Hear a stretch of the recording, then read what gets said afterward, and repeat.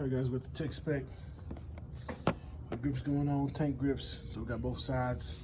We're gonna get the lower portion in a second, but we're gonna go ahead and put in the center portion. We pull off the Puig tank protector.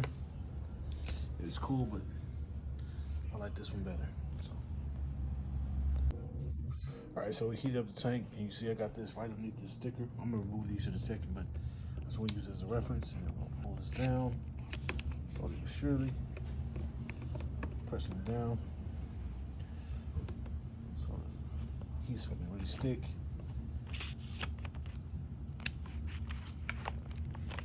Somebody's probably gonna ask why you put it lower. Well, because I have these on the side, so this is raised, so I shouldn't really scratch this up too much. Boom. And here we are.